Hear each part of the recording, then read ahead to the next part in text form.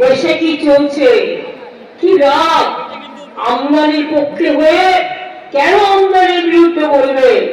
তুই বিদেশের কিছু কিছু লোকে, আরে কার সাথে কার বন্ধুত্ব খুঁজে বের করতে গেলে, কেঁচো খুঁড়তে গেলে সাপ বেরিয়ে যাবে, কেঁচো খুঁড়তে গেলে দিল্লির নেতাদের সাপ বেরিয়ে যাবে। কি বলতে আসবে? 100 দিনের টাকা দিয়েছেন, দেননি।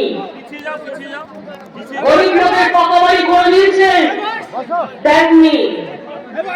রাস্তা তৈরি করতে টাকা দিয়েছেন, দেননি। রেশন বিনা পয়সায় দিচ্ছেন, দেননি। রোজ মিথ্যে কথা বলছে, রোজ রোজ। একটা সাধারণ মানুষ যদি মিথ্যে কথা বলে, তাহলে লজ্জায় তাকে কান ধরে উপোস করতে হয়, লজ্জায় তার মধ্যে গ্লানি আসে।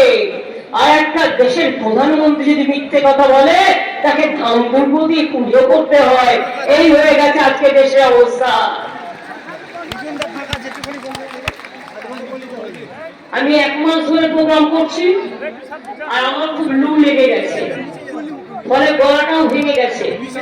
হয়তো বেশি গলা থাকলেও বলতে পারছি না বলে আমি ক্ষমা চেয়ে নিচ্ছি, কিন্তু এখনো আমাকে 1 মাস থাকতে হবে।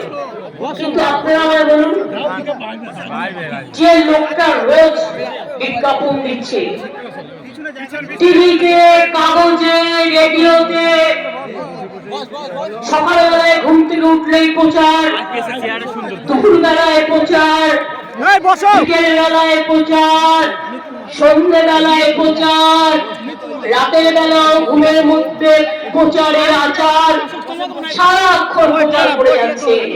সব নাকি উনি করে দিয়েছে, আর আমরা সবাই তাহলে কি লবণঙ্কা? গরিবের ঘরে রেশন চালটা আমরা পৌঁছাই, আপনি নন। কারণ বসে দেখতে পাচ্ছেন ভোট চাল কত লাগে কিনতে, বসে দেখতে পাচ্ছেন 9 কোটি লোককে রেশন দিতে। আমাদের